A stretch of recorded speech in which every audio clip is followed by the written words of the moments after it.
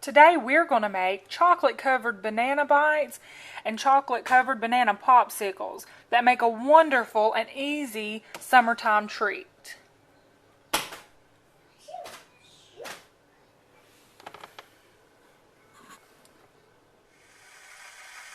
The first thing that we're going to do is start by melting a bag of chocolate chips.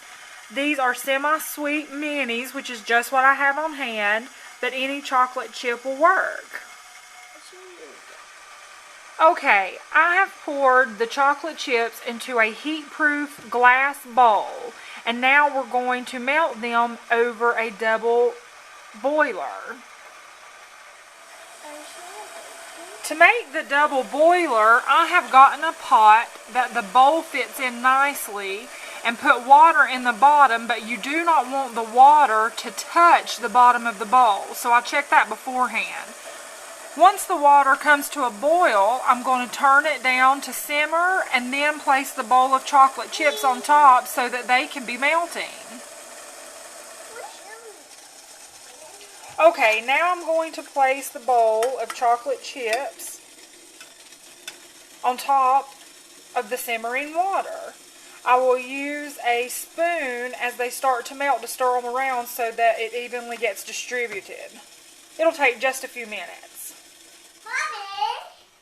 In the meantime, I'm going to place a cookie sheet in the freezer so that it will be quicker and easier for the chocolate to set once we dip the fruit.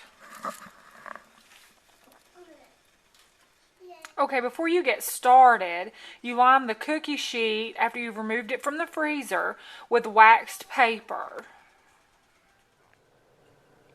The bananas that I use to do this with, as you can see, are brown spotted bananas. The reason for this is they are ripe enough where they have a sweet, creamy taste when you freeze them, but they're not so hard that it still has that green, bitter taste from a banana. So the brown spotted ones are the best to use for this. Okay, now at this point, if the chocolate seems a little thick, you can add a little vegetable oil or shortening to the mixture to thin it down. It will also give that glossy, shiny sheen to the finished product if you do that. Then by starting with one banana at a time, peel it, cut it in half, and stick wooden popsicle sticks in the cut inside.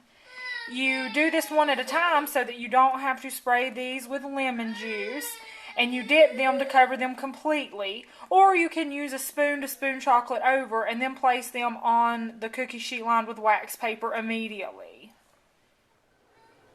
I've also sliced a banana that we are going to dip in the chocolate and freeze for little chocolate covered fruit bites.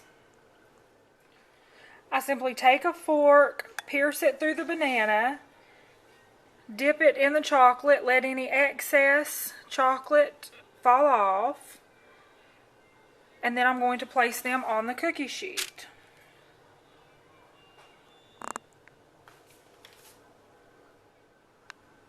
Now that we've got all of the bananas covered, we're going to stick them back in the freezer so that they can freeze solid.